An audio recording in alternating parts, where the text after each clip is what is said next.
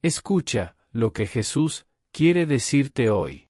Lectura del Santo Evangelio según San Mateo capítulo 5, versículos del 1 al 12. En aquel tiempo, al ver Jesús el gentío, subió al monte, se sentó y se acercaron sus discípulos, y, abriendo su boca, les enseñaba diciendo: Bienaventurados los pobres en el espíritu, porque de ellos es el reino de los cielos. Bienaventurados los mansos, porque ellos heredarán la tierra. Bienaventurados los que lloran, porque ellos serán consolados. Bienaventurados los que tienen hambre y sed de la justicia, porque ellos quedarán saciados. Bienaventurados los misericordiosos, porque ellos alcanzarán misericordia. Bienaventurados los limpios de corazón, porque ellos verán a Dios. Bienaventurados los que trabajan por la paz, porque ellos serán llamados hijos de Dios. Bienaventurados los perseguidos por causa de la justicia, porque de ellos es el reino de los cielos. Bienaventurados vosotros cuando os insulten y os persigan y os calumnien de cualquier modo por mi causa. Alegraos y regocijaos, porque vuestra recompensa será grande en el cielo. Palabra del Señor. Gloria a ti, Señor Jesús. Si has llegado hasta aquí, dale me gusta al video o escribe en los comentarios. Señor, cuida mi familia.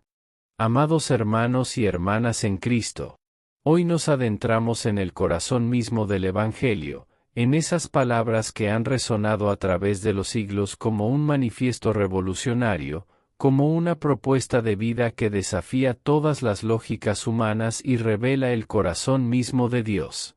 Las bienaventuranzas no son simplemente un hermoso discurso moral, son la carta magna del reino de los cielos, la descripción del retrato de Jesús y el programa de vida para todo discípulo auténtico.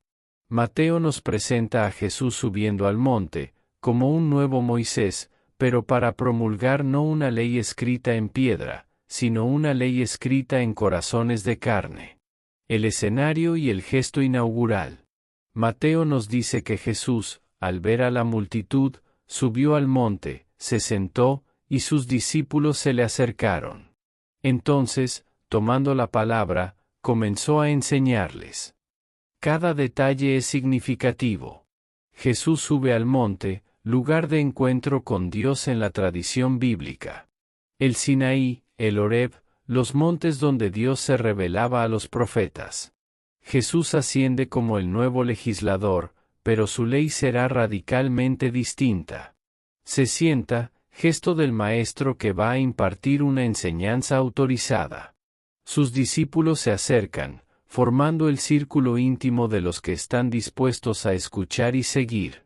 Y desde allí, dirigiéndose tanto a ellos como a la multitud que está al pie del monte, pronuncia palabras que cambiarán la historia. La paradoja de las bienaventuranzas. Las bienaventuranzas son esencialmente paradójicas. Declaran felices, bienaventurados, a quienes según los criterios del mundo serían considerados desdichados.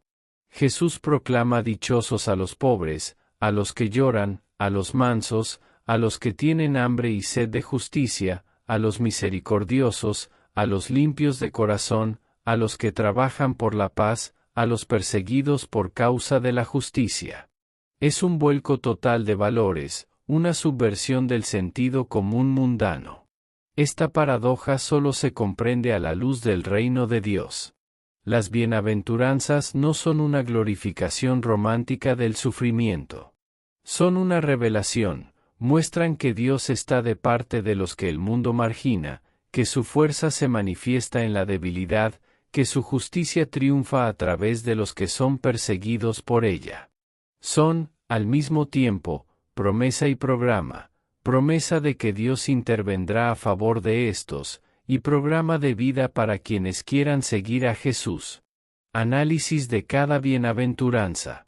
Bienaventurados los pobres de espíritu, porque de ellos es el reino de los cielos. No se trata solo de pobreza material, aunque la incluye y valora.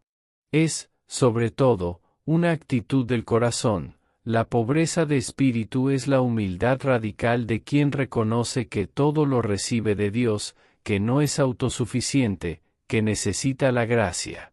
Es la disposición del publicano que, en el templo, no se atrevía ni a levantar los ojos al cielo. A estos, Jesús les promete nada menos que el reino de los cielos, es decir, la participación en la misma vida de Dios. Bienaventurados los que lloran, porque ellos serán consolados. Jesús no niega el dolor, no lo trivializa. Sabe que la vida está marcada por el llanto, llanto por la pérdida de seres queridos, por el sufrimiento inocente, por el pecado propio y ajeno, por las injusticias del mundo. Pero promete que Dios mismo será su consuelo. No un consuelo superficial, sino el consuelo que viene de saber que Dios está con nosotros en el valle de lágrimas, que ha tomado sobre sí nuestro dolor en la cruz, y que al final enjugará toda lágrima. Bienaventurados los mansos, porque ellos poseerán la tierra. La mansedumbre no es debilidad, es fuerza dominada. Es el dominio de sí, la capacidad de no responder al mal con otro mal. Es el Espíritu de Jesús que dice, aprendan de mí, que soy manso y humilde de corazón. Los violentos parecen poseer la tierra, pero en realidad son poseídos por ella, por su ambición. Los mansos, libres de esa ambición, son los verdaderos dueños, porque saben que todo es don de Dios y lo reciben con gratitud. Bienaventurados los que tienen hambre y sed de justicia, porque ellos serán saciados. Hambre y sed indican un deseo vital, una necesidad imperiosa.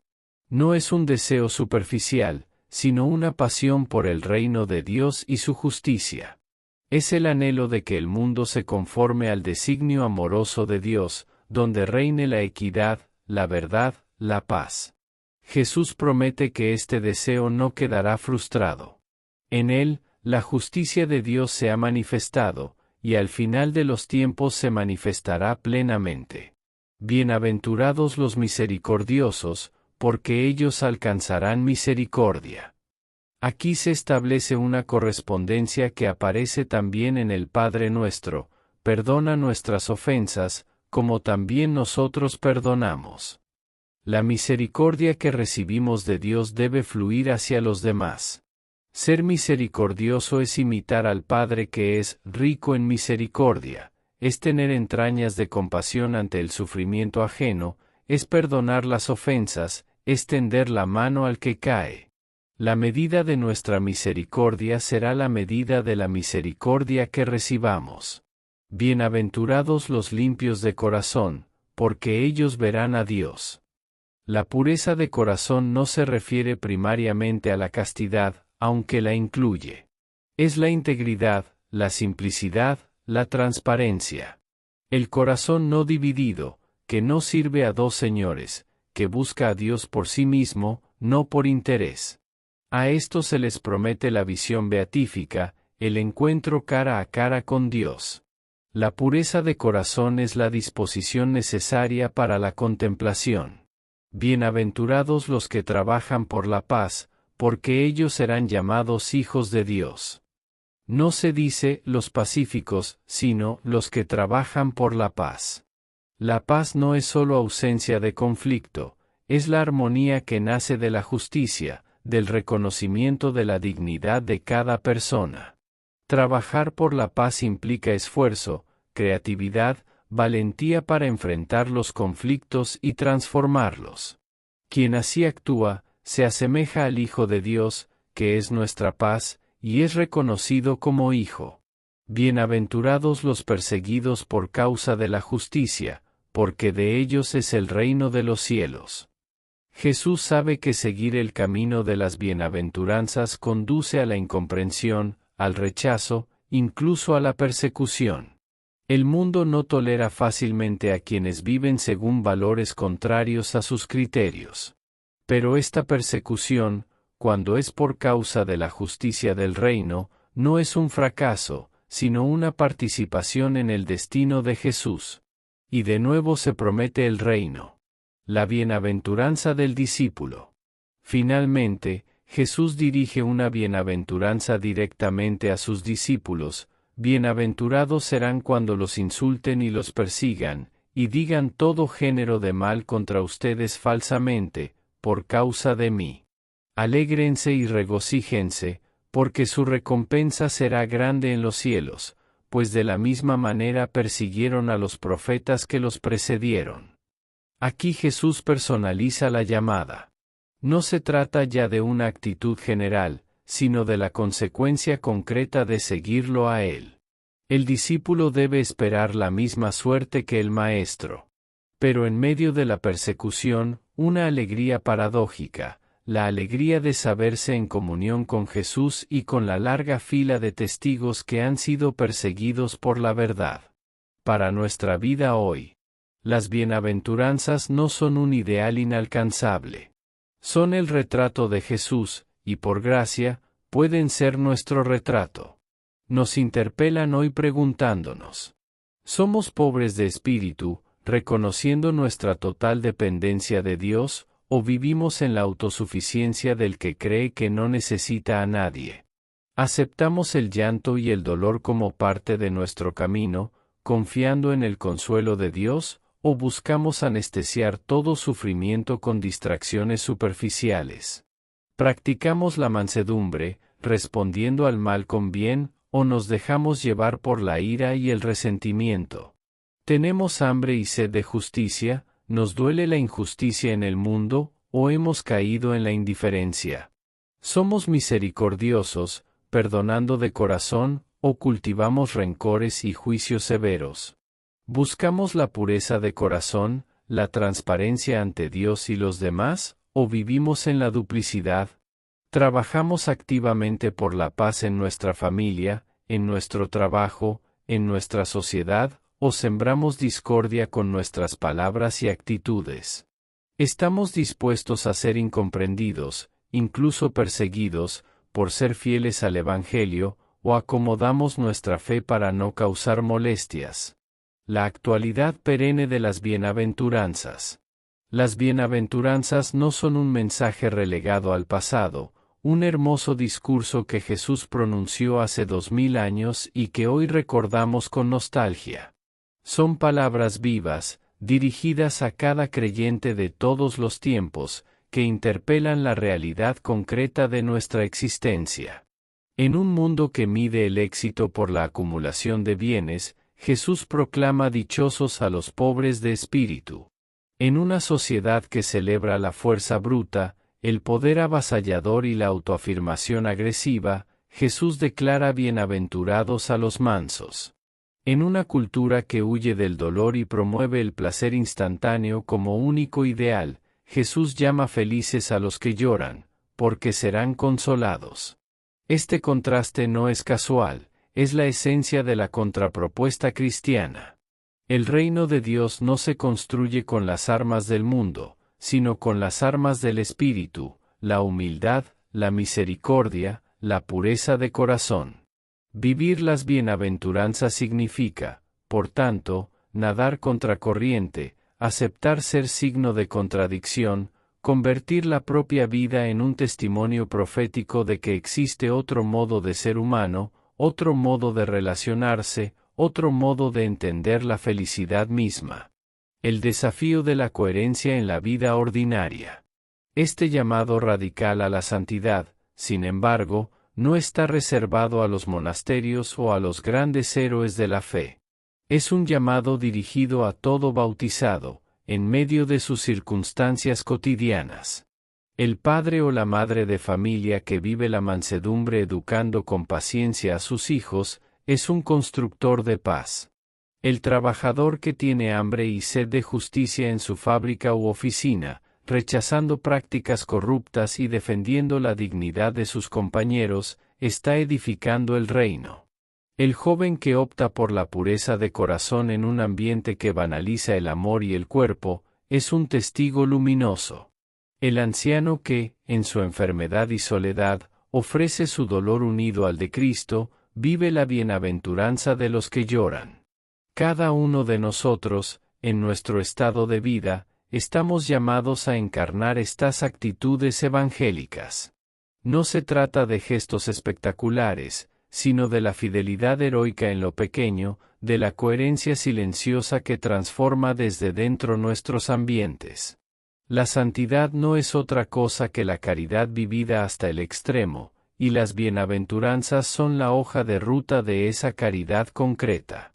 La fuente de la fuerza para vivir este camino.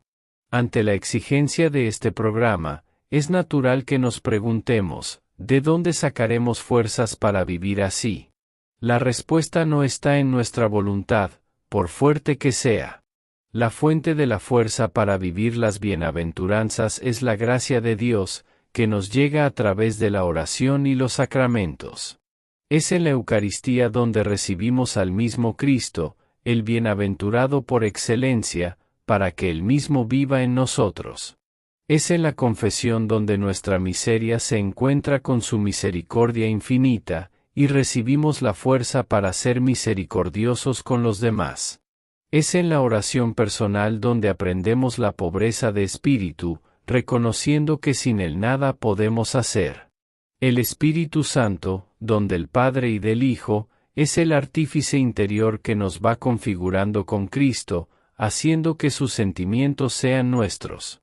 Sin esta vida de gracia, las bienaventuranzas se convierten en un simple código moral, en una carga imposible de llevar. Con la gracia, son la descripción gozosa de la vida nueva en Cristo, una vida que, aunque pase por la cruz, está impregnada de una alegría profunda y de una paz que el mundo no puede dar. El horizonte de la esperanza y la misión. Las bienaventuranzas terminan abriendo un horizonte de esperanza y lanzando a la misión. La promesa del reino, de la consolación, de la visión de Dios, no es sólo para el más allá. Comienza ya, aquí, en la medida en que vivimos según el espíritu de las bienaventuranzas. Donde hay un corazón misericordioso, allí está presente el reino. Donde se siembra la paz, allí se manifiestan los hijos de Dios. Pero al mismo tiempo, estas promesas nos orientan hacia la plenitud escatológica, hacia el encuentro definitivo con el Dios que será todo en todos. Esta esperanza no nos desentiende del mundo, al contrario, nos lanza a transformarlo. El cristiano que vive las bienaventuranzas se convierte, por sí mismo, en un evangelizador. Su vida se convierte en un anuncio creíble, en un signo palpable de que el amor es más fuerte que el odio, la misericordia más poderosa que el juicio, la paz más deseable que la violencia. En un mundo fragmentado y sediento de sentido, las comunidades y las personas que encarnen este estilo de vida serán como faros de esperanza, demostrando que el proyecto de Jesús no es una utopía, sino la única realidad definitivamente humana y divina. La comunidad como espacio de encarnación de las bienaventuranzas. Las bienaventuranzas no son un camino que se recorra en solitario. Cristo las pronunció dirigiéndose a una multitud y de manera particular, a un círculo de discípulos que comenzaban a formar comunidad alrededor de él. Así, la Iglesia, la comunidad de los creyentes, está llamada a ser el espacio privilegiado donde este manifiesto del reino se hace carne visible. En un mundo marcado por la competencia y la indiferencia, la comunidad cristiana debe brillar como un lugar donde los pobres de espíritu son acogidos sin juicio, donde los que lloran encuentran un hombro donde apoyarse, donde los mansos no son pisoteados sino valorados, y donde se trabaja incansablemente por la justicia y la paz. La credibilidad de nuestro anuncio no dependerá tanto de la solidez de nuestros argumentos, sino de la capacidad de nuestras parroquias, grupos y familias de vivir un estilo de relaciones auténticamente evangélico, donde cada persona se sienta valorada no por lo que tiene o produce, sino por su dignidad de hijo amado de Dios. En esta escuela de comunión, todos somos a la vez discípulos que aprendemos y testigos que mostramos que la promesa de Jesús es verdadera. El discernimiento ante las falsas bienaventuranzas. Vivir las bienaventuranzas exige un continuo discernimiento espiritual, porque el mundo y el propio espíritu del mal nos proponen constantemente falsas bienaventuranzas, que son una caricatura de las auténticas. La cultura nos susurra: bienaventurados los autosuficientes, los que dependen solo de sí mismos, pero Jesús dice: bienaventurados los pobres de espíritu. El mundo proclama: bienaventurados los que jamás muestran debilidad ni lloran, pero Jesús declara: dichosos a los que lloran. La publicidad grita: bienaventurados los que acumulan posesiones y experiencias, pero el Señor llama felices a los limpios de corazón, libres de ataduras. Nuestro propio ego nos tienta con: bienaventurados los que se vengan y hacen justicia por su mano, contradiciendo la bienaventuranza de los misericordiosos. El discípulo debe, por tanto, cultivar un oído fino para distinguir la voz del buen pastor de los ecos engañosos que le rodean. Este discernimiento se alimenta de la meditación asidua de la palabra, de la guía espiritual y de la docilidad al Espíritu Santo, que nos conduce a la verdad completa. Solo así podremos rechazar el espejismo de una felicidad basada en el tener y el aparentar, para abrazar la dicha profunda que nace del ser según el corazón de Dios. Las bienaventuranzas, brújula en el sufrimiento y la prueba. Cuando llegan la enfermedad, la pérdida, la traición o la persecución, las bienaventuranzas dejan de ser un discurso teórico para convertirse en luz en la oscuridad y fuerza en la debilidad. En esos momentos, el creyente no está llamado a negar el dolor o a fingir una alegría artificial, sino a vivir su sufrimiento desde una perspectiva nueva, la perspectiva del reino. La cruz deja de ser un absurdo cuando se abraza unido a Cristo, que lloró, que fue manso, que tuvo hambre de justicia y fue perseguido. El que sufre, si se une a Jesús, vive de manera intensa las bienaventuranzas, se hace pobre al perder el control, llora con un llanto que clama al cielo, practica una mansedumbre heroica al no maldecir su suerte, siente hambre y sed de la justicia y la salud que parecen negadas, necesita misericordia y debe ofrecerla a quienes quizá han causado su dolor, y lucha por mantener la paz en su corazón acosado por la angustia. En esta unión con el Cristo doliente, el sufrimiento se transforma. No deja de ser doloroso, pero se fecunda y adquiere un sentido redentor.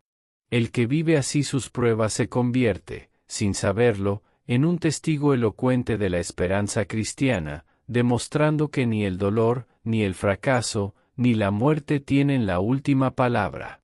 Un llamado final a la decisión y al seguimiento. Al final de este recorrido, las palabras de Jesús nos colocan ante una decisión irrevocable.